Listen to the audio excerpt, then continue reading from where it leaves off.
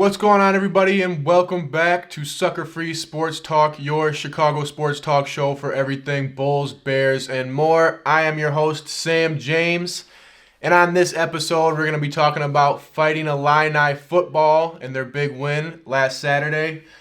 We're going to talk about the Bears and their recent struggles the past 3 weeks, going 0-3. And we're going to talk about the Bulls' big Game 1 win last night. But before we get into all that, we have to talk about Zach LaVine. It came out that Zach was questionable throughout the week, and then less than 24 hours before the game, it came out that Zach will not be playing in last night's game against the Heat. Really disappointing to see. Bulls were kind of vague on the reason for it. Billy Donovan described it as left knee injury management. I'm not really sure what that means. They paid Zach all this money in the offseason. He is our max player, and it was really disappointing to see that he did not play in Game 1. Now, I don't want to overreact to this. Injuries are injuries. Discomfort is discomfort. He had the scope in that knee in the offseason, a minor surgery. But still, very disappointing to see. You have two players now, two key players in Zach LaVine and Lonzo Ball, who did not start the year, that should have started the year. And I don't know what's going on here with the Bulls and this surgery stuff. Maybe they have to look at a new orthopedic surgeon. I don't know. You're paying Zach all this money now. He has to be on the floor. The team should have looked into this in the offseason. If there was a problem with that knee, maybe they shouldn't have paid him all this money. That being said, let's not overreact to it. Hopefully he plays on Friday. He is questionable for Friday's game against Washington. But hopefully we see Zach come back here and we can see this team at semi-full health. I mean, you're not going to see Lonzo till after the calendar year, in my opinion, if you're lucky. That's optimistic. But Zach LaVine, hopefully this isn't something we're dealing with all year where he's questionable here, he's doubtful here, he's only playing in half the games. We need Zach LaVine on the floor. For every criticism that I do give Zach LaVine, he is one of our best players. He's our max player. We're paying him the max contract. He has to be on the floor. But with that being said, the Bulls defy odds. They are the underdogs in this game, and they beat the Miami Heat 116-108. This is a game that you saw the Bulls lose the past year. They did not beat any of the top teams last year. I think they had one win against the top 3 or 4 teams in both divisions last year. Bulls get the win. Super good to see. It was a fun game to watch. They started the game off rough. They were down 9 most of the first half. Most of the first quarter, they were down 9. The guy who kept him in the game there was Goran Dragic. Really good to see from Goran. I did not expect him to look like such a good shooter. He was 4 for 4 in that first half. Really good to see from Goran. Vucevic, I was kind of disappointed in the way he started the game. He kind of reverted to some of his old bad habits, playing outside in instead of playing inside out. You got to get Vooch in that post to start the game. Get him on a couple post moves. Get him going inside before you start taking threes. I think his first 3 or 4 shots were threes. He had one baby hook shot from the foul line. You got to be tougher, Vooch. If I'm Billy Donovan, I'm telling Vucevic, do not shoot a 3 until you get some post moves, until you get some post layups. Really bad to see from Vooch there, but the Bulls did turn it on there going into that second quarter. At the end of the second quarter, they ended up tying the game. Demar came on a little bit. Io was looking good. They finished that half on a solid note, going into halftime, a tie game. Big second half from the Bulls, too. In that third quarter, DeMar DeRozan. DeMar continues to amaze me. It amazes me that a year ago, the last offseason, Kyle Lowry was looked at as the best offseason move, and DeMar DeRozan was seen as the worst offseason move. I think last night just goes to show how wrong NBA experts can be and sports media can be about this stuff. Kyle Lowry is kind of a non-entity out there right now. I mean, his game hasn't really translated in his later years. And DeMar just keeps getting better and better and better. I think this was the best game a Bulls player has had in a season debut since Michael Jordan. I mean, he kind of is, like Mike in a way. I mean, the way he plays, 37 points, 9 assists, 6 rebounds. I don't think those stats have been put up by 4 other players in debut games, in season debut games. DeMar is on another level. Savviness on offense.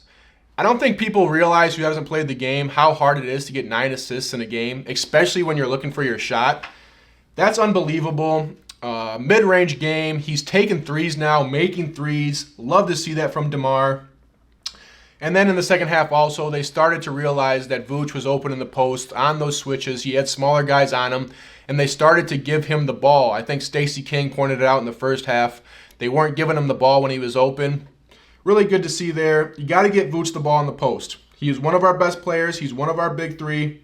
That's where he's most effective on the low post. You got to get him the ball down there. And then Pat Williams and Kobe White, they made some plays in that second half too. I was kind of frustrated with both of them in the first half. Pat Williams made a couple shots. Kobe White made some threes. Good to see from Kobe. He's going to have to do that. I did not expect him to be in that lineup, but with Zach down, he's going to make it into that lineup. So really good to see from Kobe. Pat Williams continues to be a bit of a disappointment. I mean, at this point, like I said, it kind of is what it is. There's an old Mel Brooks saying of either you got it or you ain't. And that's kind of what I feel about Pat. People have played the game and have played the game hard and are willing to go look for their shots can understand this. Either you got it or you ain't. Either you got that dog in you and you are willing to go and get a shot by any means possible, or you don't. And Pat Williams, I just don't think he has that. He's kind of just floating around out there. He's kind of soft. He doesn't really become aggressive on the offensive end. He is a good player. He's got all the talent in the world, and that's the frustrating thing with Pat Williams. He has all the talent in the world. He has the size. He has the athleticism. He has the skill, but he just doesn't have that dog in him to go and dominate a game. I mean, Zach LaVine's out of the lineup. A lot of people put the blame on Zach LaVine for not getting Pat involved enough and Pat kind of being passive when Zach and Demar are out there. Well, Zach's not out there last night. And you need a secondary scorer, and Stacey King was pointing that out too. You need a secondary scorer out there to carry the load when DeMar is out of the game. And Pat just can't do that right now. He can't play. No disrespect whatsoever, but I'm sorry to tell everybody the truth. The man cannot play the game of basketball. Now, he is 21 years old. He is a young guy. He isn't developed all the way yet, but still, he doesn't have that dog in him. So we're going to have to see more from Pat, or we're going to see him fall out of that starting lineup. I actually was surprised to see Pat in the starting lineup. I thought Billy would have went with Javonte Green after Javonte's strong preseason, but he decided to go with Pat. Pat ended up finishing the game in the lineup too, so that was interesting to see. Heat did make a run in that fourth quarter that kind of got close there. Andre Drummond made some stupid plays. He kind of lost his head there a little bit. He had a technical foul and like a delay of game. I like Drummond. He played all right. Sometimes, his basketball IQ kind of shows its head, and that's not his strong suit. But the Bulls were able to get DeMar back in the game. DeMar closed the game. He hit a couple threes. He hit a couple shots. He hit a shot on Jimmy. Like I said, man, DeMar continues to amaze me. The way he plays, he is unbelievable. Expect another big season from DeMar.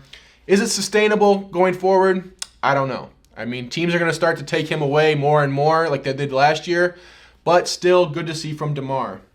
Another takeaway from this game, Ayo Dosunmu. Ayo looked great. Really good to see from Ayo. He got the starting point guard spot with Lonzo Ball out. I love Ayo, man. The stamina he plays with is unbelievable. That's the number one thing I think with Ayo is his stamina. The way he runs all game, it looks like he doesn't get tired out there. He plays with such a fast pace, up and down the floor, beating guys down the floor. He can get by guys with that Euro step, getting layups, shooting a lot better this year too so far in the preseason and this first game. I think he hit like 2 or 3 threes last night. Really good to see from Ayo. He had 17 points last night, controlled that game, controlled the tempo. I love Ayo Dosunmu and what he brings to this team. That being said, Bulls are going to have to find some more shooting outside of Kobe White and Goran Dragic. Guys like Alex Caruso, Pat Williams, other guys are going to have to start making some more shots. Alex Caruso, he did hit a couple shots last night, but not enough. He's going to have to shoot a little bit better. He does control the game defensively, though. That's why I love Caruso. Like I said, he plays football on hardwood. The intensity he plays with, he was all over Jimmy Butler last night. He got the start. Good to see from Alex. Continues to be impressive on the defensive end. I also think Billy Donovan coached a pretty good game. I think he made some adjustments on some of his lackluster games last year where they lost these big games against the better teams. He had the guys playing hard. They looked in shape. The offense looked more fluid than last year. Now, some people might say that's a result of Zach being off the floor. I don't know. We'll see what happens when Zach's back on the floor. But still, really good to see from Billy Donovan. The ball movement was on point all night, too. The Bulls moved the ball well. Like I said, Demar had 9 assists. All the guys were passing the ball well. Really good to see from Billy Donovan. I think he coached a really good game. Like I said, I was surprised with some of his rotations, though. I thought Javonte would get the start. I didn't think I'd see Kobe White in there. I thought you might see Dalen Terry a little bit. But still, the rotations were good. I wasn't disappointed with that. Pat Williams started the game. He finished the game. I think Billy's trying to build some confidence there with Pat Williams. But I think the difference in the game was on the defensive end. The Bulls played with more defensive intensity than the Miami Heat. Bulls had 12 steals to Miami's 6. 12 steals, that's a lot of steals. I saw Goran get in there a couple times. Ayo, Alex Caruso, obviously. Bulls played with some really good defensive intensity. They had 6 blocks. Vooch had 17 boards. I was disappointed with Vooch in that first half, but he did have 17 rebounds. That just shows that he was active out there, at least on the rebounds. And the Bulls need that because that was one thing they struggled with last year was defensive rebounding. So that was the first game. Bulls get the win, 116-108. I was excited about it. I'm happy with it. The Bulls move on to this Friday. They play Washington Wizards in Washington. Now, this is not a gimme game. I talked about it last week. There are no weak teams in the Eastern Conference anymore. Top to bottom, this conference is stacked. You can go from Orlando to Detroit, Washington, even Indiana. They have some players in Buddy Hield and other guys. So this is a strong conference, stronger than the Western Conference this year. There's no gimme games. Bulls cannot take this game lightly. They're going to have to continue to play with pace. Guys might be a little tired. It's the start of the season. Wizards have some good players in Bradley Beal, Denny Advia, Daniel Gafford, who was one of my favorite players when he was with the Bulls. Bulls are going to have to continue to play with intensity and go 2-0 here. They're going to have to win these games against some of the lower-level teams, along with winning games against some of the better teams, to have a shot to move up in the rankings here in the Eastern Conference. That is the Bulls. Like I said, really good to see. 1-0. Move on to tomorrow night. With that, let's move into some too early NBA power rankings. This is way too early NBA power rankings, but with that being said, this is the start of the season. I love the NBA. Super interesting to see some better teams this year, some teams that fell off a little bit from last year. But with that, at number 10, I'm going with the Atlanta Hawks. I think the Hawks are going to be improved from last year. They missed the playoffs last year after going to the Eastern Conference Finals the year before. They added DeJounte Murray. I love DeJounte Murray. Defense, offense, he's a really good player. Pair him up with Trae Young. I think the Atlanta Hawks are going to be better. At number 9, I'm going with my and your Chicago Bulls. I think the Bulls will be improved from last season. You could see it in week 1. Without their max player, they still go in there and beat the Miami Heat. That's a game the Bulls lose last year. I don't care what you say. I think the Bulls are improved this year. Bulls at number 9.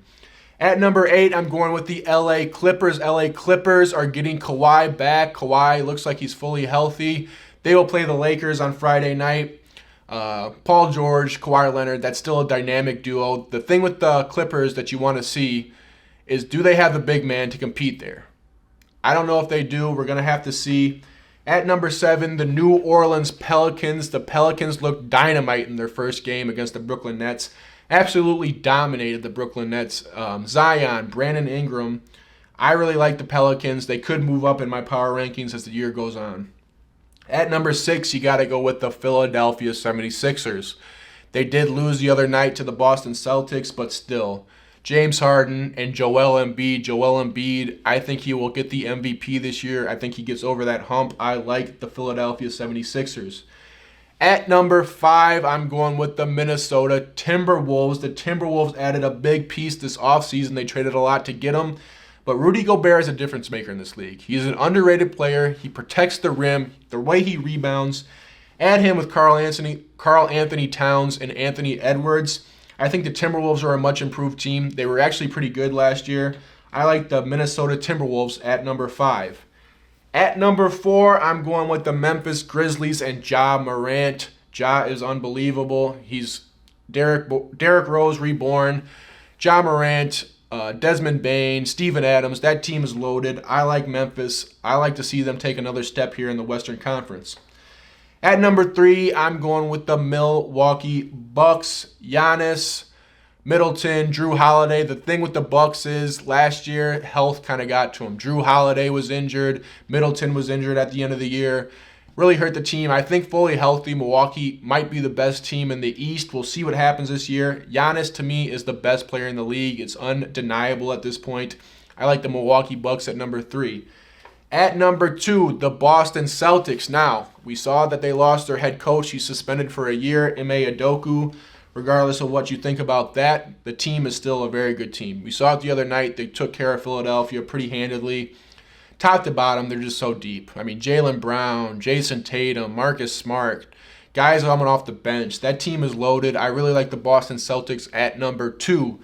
At number 1, you got to go with the Golden State Warriors. Regardless of what happened in the preseason with Draymond Green and Jordan Poole, this still is the best team in the league. Deepest team, most talented team, has some of the best players in the league in Steph Curry and Klay Thompson. Top to bottom, I mean, guys coming off the bench, they have everything. Young guys, older guys, good coach, veteran guys, smart players. Watch for Golden State to repeat here. You saw them take care of the Lakers the other night. Lakers aren't a good team, but still, I love the Golden State Warriors at number 1. Now, 2 teams that I left off my list that are pretty interesting are the Brooklyn Nets and the Los Angeles Lakers. You ask any of these NBA experts a couple years ago, and I think most of them will put the Brooklyn Nets and the LA Lakers in the finals for the next few years to come. Well, now we're seeing that those teams just aren't that good. You saw the Lakers the other night. They lost to the Golden State Warriors, and LeBron after the game was kind of throwing a shot at the GM, saying that the team isn't built. They're not built for shooting. Well, quit taking so many threes there. I mean, LeBron took 10 threes. He only made 3 of them. The Nets are just a mess too. I mean, chemistry, they all hate the coach. They're kind of divas over there. Kevin Durant, Kyrie Irving. That's just not a very good team right now. They got their ass kicked the other night by the New Orleans Pelicans. We'll see what happens with those guys. Anticipate them not making the play-in entirely. All right, so those are my NBA power rankings, my way too early NBA power rankings. Let's see how it goes later into the season. Things might change, things might not change. But with that being said, we got to talk about some Illinois football. The Fighting Illini continue to win. They win that game on Saturday against the Minnesota Golden Gophers. I was at that game. Memorial Stadium was electric, I have to say. I mean, the band, the student section. I haven't seen an Illinois game like that in a while. Everybody was hyped up. Illinois controlled that game. I mean, they started off the first half. We saw DeVito playing. That was a surprise. I didn't think you'd see quarterback Tommy DeVito playing. I didn't think you'd see wide receiver Isaiah Williams playing. Both those guys were keys to victory on Saturday. Passing game was looking good to start the game. They kind of struggled to get the running game going there a little bit. Second half, though, Chase Brown, he took off. They got the running game going. He continues to be one of the top players in NCAA football. Watch out for him being the Doak Walker Award winner. It's going to be between him and Michigan's Blake Corum. But this Illinois team continues to impress. The defense, the top defense in the nation. A lot of people don't realize that. Illinois has the top defense in the nation, top scoring defense, top overall defense. They pretty much held that Minnesota team to 7 points. They did score 14 points, but 7 of those points came on a kickoff return to start the second half. Guy got it down to like the 5-yard line, and then they punched it in. This team, I cannot get enough. They are really good. That defense, the offense, Chase Brown, really fun to watch. It was fun being there. Illinois moves up from 24 to 18 in the college football rankings this week. They have a bye week this week, and then after that, they'll take on the Nebraska Cornhuskers in Lincoln, Nebraska. Now, don't sleep on Nebraska. They did fire their head coach, Scott Frost, earlier in the year, but Nebraska's not bad. They can put up a lot of points. Illinois, this is another game they cannot take lightly. They're going to have to come out here, continue to run the ball well. I don't think Nebraska's defense is very good, so as long as Illinois can put up a few points, I think they win this game. But that's next weekend. They have a bye this week. One thing that's interesting, I didn't know college football teams have 2 byes. I was kind of waiting for Illinois to play this weekend, and I looked. I was like, oh, man, they have a bye week again. Kind of disappointing there. Don't get to watch them this weekend. But they'll move on to play Nebraska next weekend. A little bit as a side note here, this is the first time that Illinois basketball and Illinois football have both been in the top 25 rankings in over 20 years. Really good to see there. That AD over there, Whiteman, really turned this program around, Illinois football and basketball. Basketball just got a brand new facility. Really good to see from Illinois Athletics. It was fun being there.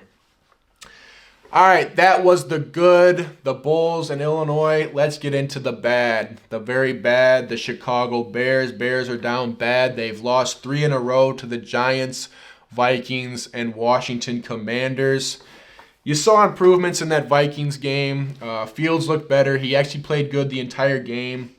They ended up losing that game. That was kind of disappointing to see. Defense kind of gave up a touchdown there at the end. I was pissed about that. And then you saw Smith-Marset lose that fumble at the end of the game, trying to gain more yards. He should have got out of bounds there. And then they move on to play the Washington Commanders last week on Thursday. That was probably the most upset I've ever been watching a Bears game in my entire life. I mean, they left so many points off the board. Fields by himself left 14 points off the field, off the scoring board. Fields should have punched that ball in the first drive down. He threw it off the guy's helmet. He had St. Brown wide open in the flat. The next drive, he had tight end Griffin wide open. He way overthrew him. You just got to loft that ball in there and make sure you complete it. You can't be leaving points off the field like that. Really disappointing to see there. As the game went on, it's just like, man, how many stupid mistakes can you make? Defensively, that D-line continues to get ran all over. That is one of the worst. Bears have one of the worst D-lines in all of football. I don't know how they've been able to keep so many points off the board. They're actually a pretty good scoring defense. But those teams are just running all over the Bears right now. The Vikings did it. You saw the Giants do it. You saw Washington do it. Just ran it right down their throats. One of the big takeaways from this game for me was coaching. Matt Eberflus, you have to be better, man. You have to go in there prepared to win the game. I saw it in the first half. They were punting to Velus Jones, and he was scared to catch the punt. He wouldn't catch it. And I think coaches went up to him and said, hey, Velus, you have to fair catch these punts. And then that last punt, I saw Velus out there, and I'm asking myself, what is Matt Eberflus doing? This guy is obviously scared to catch the punt. And lo and behold, what do you know? He muffs the punt. It goes right off his face mask. That was a turning point in the game. Washington ended up punching the ball in for a touchdown. I mean, you have to be smarter than that. You have to hold guys accountable. If he's scared to catch the punt, take him out of the game. And then it all culminates down to the end of the game. Fields had that great run. Towards the end of the game, he had that great run. He got down to the 5-yard line with about 49 seconds to go. And I told my wife, I was like, watch what happens here. They're going to go shotgun pass, shotgun pass, shotgun pass. And look what happened. They go shotgun, shotgun, shotgun. I think they might have ran it out of shotgun on like second down, but still.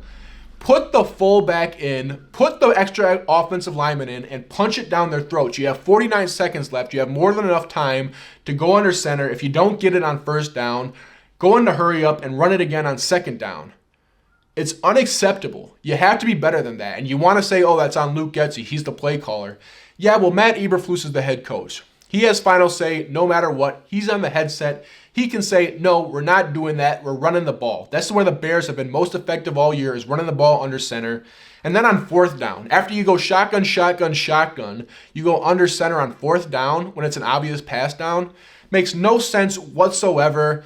Yeah, Mooney, he kind of bobbled the ball there. You can't put the blame on him there, though. He got hit as soon as he caught the ball.